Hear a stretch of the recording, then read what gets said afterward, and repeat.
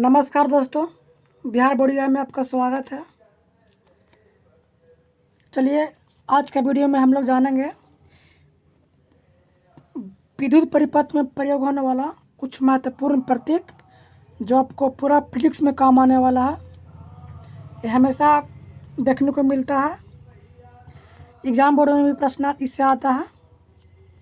तो चलिए एक एक करके हम लोग समझते हैं कि किसका क्या प्रतीक चिन्ह होता है। अगर वो प्रतीक चिन्ह नहीं जानेंगे तो आप फिजिक्स का जो होता है न्यूमेरिकल वो नहीं समझ पाएंगे और फिगर भी नहीं समझ पाएंगे। तो चलिए शुरू करते हैं। हमारा पहला है एक सेल। दोस्तों, सेल और बैटरी में अंतर होता है। कई सेल आपस से मिल करके बैटरी बनता है, ठीक है। तो एक सेल का प्रतीक कैसा होता है, आप अगर फिजिक्स किताब पढ़ रहे होंगे तो उसमें आप देख रहे होंगे कि सेल का प्रतीक कुछ ऐसा होता है। दोस्तों, ये हमारा एक सेल है, इसमें दोनों करे तार निकला हुआ है। ये सेल है। सेल का जो बड़ा लाइन होता है वो धन ध्रुव होता है और छोटा लाइन ऋण ध्रुव होता है। इसके बाद चलिए आगे है मेरा बैटरी का सिंबल कैसे होता है। तो मैंने आपको पहले ही बताया कि सेलों का समूह का बैटरी कहते हैं। जब ऐसा कई सेल आपस में जुड़ जाते हैं तो बैटरी का निर्माण होता है। चलिए कैसे बनता है हम बना के दिखाते हैं। एक सेल हुआ, दो सेल हुआ, ये तीन सेल हुआ। ऐसा मतलब दो या दो से अधिक सेल को मिला देंगे तो बैटरी बन जाएगा। ये हमारा बैटरी का सिंबल हो गया। इसमें बड़ा लाइन धन ध्रुव, छोटा लाइन ऋण ध्रुव होता है। सेलों से बैटरी बनाने के लिए छोटा लाइन को बड़ा लाइन से यानी धन ध्रुव को ऋण से जोड़ते हैं, इसी क्रम आगे जोड़ते हैं। इसके बाद हमारा है चालक तार का प्रतीक कैसा होता है। चालक तार का प्रतीक ऐसा होता है, ठीक है। इसके बाद हम आगे देखते हैं तार संधि मतलब तारों का जोड़ कैसा होता है।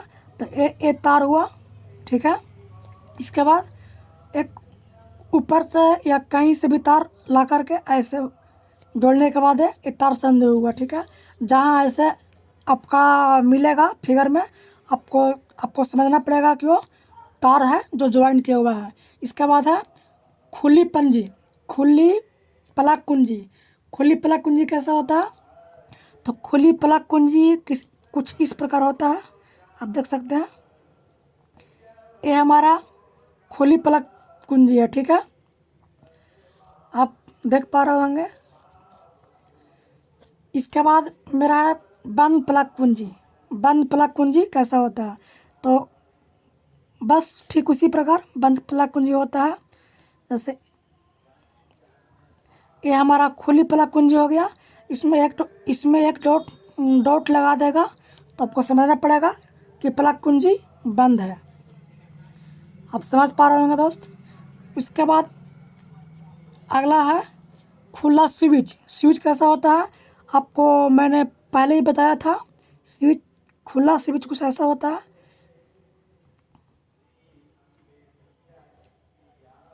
आप देख पा रहे होंगे यहाँ से ये जो है खुला स्विच का प्रतीक है, ठीक है।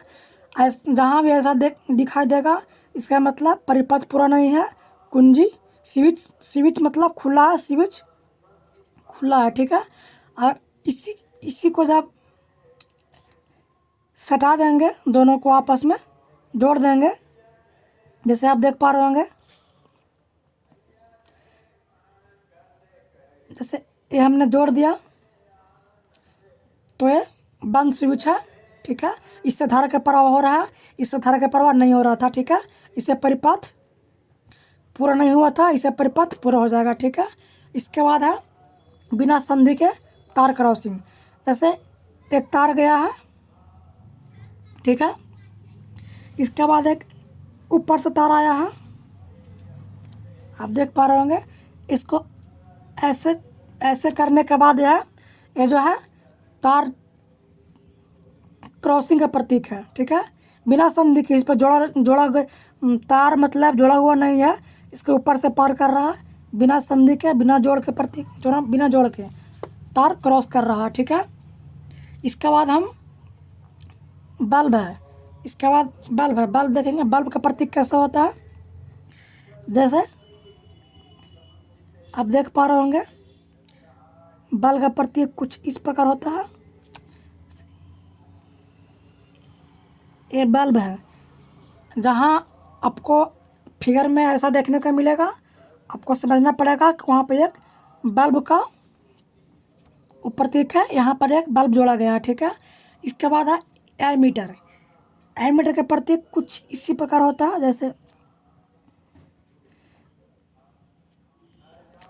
यहाँ पर ए लिखे रहेगा, आप देख पा रहे होंगे, ठीक है। ये है, इधर में धन होता है, इधर में ऋण होता है, ठीक है। ये हमारा एमीटर का प्रतीक है। इसके बाद हम चलेंगे आगे, क्या है वोल्ट मीटर। वोल्ट मीटर भी ऐसा ही होता है, ये धन होता है, ये ऋण होता है, ठीक है। ये होता है वोल्ट मीटर, ठीक है। इसके बाद हम प्रतिरोध रेजिस्टेंस को देखेंगे दोस्तों। ये हमारा प्रतिरोध का प्रतीक है, रेजिस्टेंस का प्रतीक है, ठीक है। तो चलिए दोस्तों, इस सब इन सारे प्रतीक को मैं एक एक करके यूज करके दिखाता हूँ कि इसका प्रयोग कहाँ होता है और कैसे होता है। चलिए, आप देख पा रहे होंगे दोस्तों, मैंने एक परिपथ बनाया हूँ जिसमें ये बल्ब, यहाँ पर एक बल्ब लगा हुआ है, ठीक है। इसके बाद ये बल्ब के दोनों सिरों को बैटरी से जोड़ दिया हूँ। बैटरी का ये धन ध्रुव है, ये ऋण ध्रुव है, ठीक है। अब इसमें एक प्रतिरोध भी लगा दिया हूँ, जिससे रेजिस्टेंस बोलते हैं। ये प्रतिरोध लगा दिया हूँ। और इसके बाद एक स्विच लगा दिया हूँ, ठीक है। अब देख सकते हैं, अभी इस परिपथ में धारा नहीं बह रहा है। क्यों नहीं बह रहा है? क्योंकि मैंने अभी स्विच को ऑन नहीं किया हूँ, ठीक है। अभी स्विच खुला है। स्विच बंद करेंगे, उसके बाद ही हमारा धारा का प्रवाह होगा और हमारी बल्ब जलेगा, ठीक है। तो आप देख सकते हैं, इन सारा प्रतीकों का प्रयोग कहाँ होता है।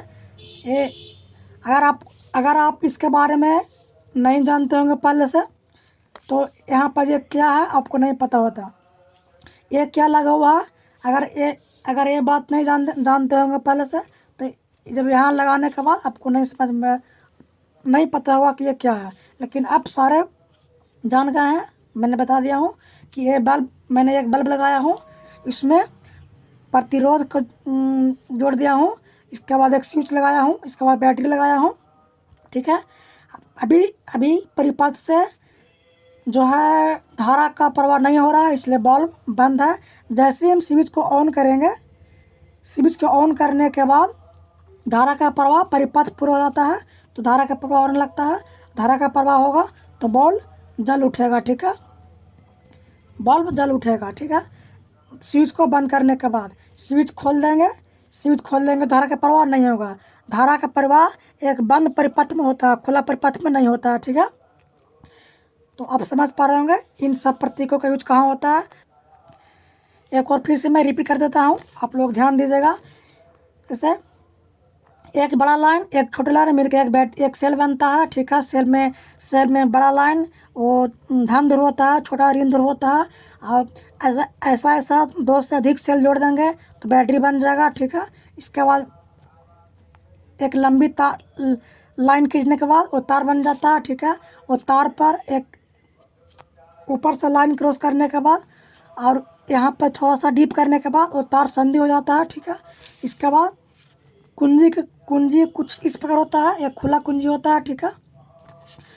और इसी में एक डॉट लगा देंगे तो ये बंद कुंजी हो जाएगा, ठीक है। इसके बाद खुला स्विच कुछ इस प्रकार होता है, ठीक है। एक खुला स्विच है। इसके बाद फिर ये दोनों को मिला देंगे, स्विच बंद हो जाएगा, इससे धारा का प्रवाह होने लगेगा। इसके बाद बंद कुंजी मैंने आपको यहाँ पे बताया हूँ कि बंद कुंजी है। इसके बाद बिना संधि के तार क्रॉसिंग, मतलब बिना जोड़ के तार क्रॉसिंग, एक लाइन जाएगा। उसके बाद ऐसे करके थोड़ा सा कर्व हो करके लाइन निकलेगा। तो आपको समझना पड़ेगा कि मतलब तार क्रॉस कर रहा है जो बिना ज्वाइंट के क्रॉस कर रहा है, ठीक है। इसके बाद ये बल्ब का संकेत आप देख पा रहे होंगे। इसके बाद ये हो गया ये एमीटर। इसके बाद ये वोल्ट मीटर हो गया।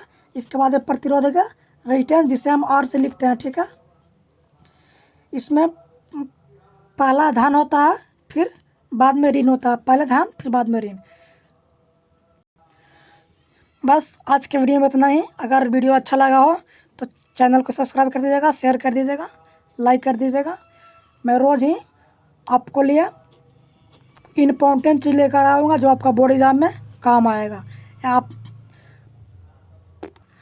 आपके पास अगर प्रीवियस ईयर क्वेश्चन पेपर होगा तो आप देखिएगा ऐसा सवाल पूछता है।